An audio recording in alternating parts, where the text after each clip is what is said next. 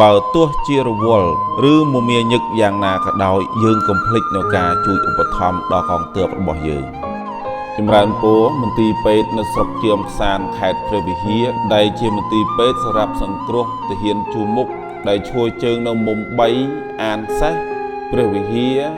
វាលឥន្ទ្រីនិងភ្នំទ្របដែលជាមន្ទីរពេទ្យដែលអាត្មាបានចម្រើនពរខាងដើមថាខ្វះខាតទឹកភេសជ្ជៈសម្រាប់ផ្គប់ផ្គង់ដល់ទាហានយើងមកសម្រាប់ព្យាបាលនៅទីនេះឥឡូវនេះត្រូវបានទទួលសម្ភារៈទាំងអស់នេះមានទឹកសុទ្ធមានភេសជ្ជៈសម្ភារៈទាំងអស់នោះរួមមានពីព្រះអង្គអគ្គធម្មោជ្រួញពិសីដែលគង់នៅវត្តបឹងរាំងខេត្តបាត់ដំបង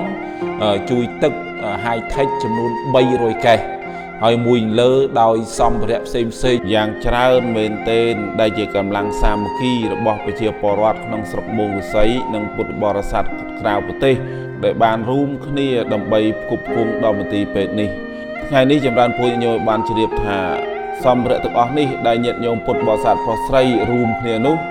ខ្ញុំគណៈអាត្មាភាពមួយលើដោយក្រុមការងារបានចាត់ចែងដឹកជញ្ជូនមួយឡានធំពោពីស្រុកមោងវិស័យមកតម្កល់ជូននៅក្នុងមន្ទីរពេទ្យនេះសម្រាប់ផ្គប់ផ្គង់ដល់ទាហានទាំងអស់ដែលមកសម្រាប់ព្យាបាលនៅទីនេះច្រើនពរថាអ្នកដែលត្រូវមកព្យាបាលនោះគឺត្រូវការចាំបាច់ទឹកនិងភេសជ្ជៈនេះឯងបង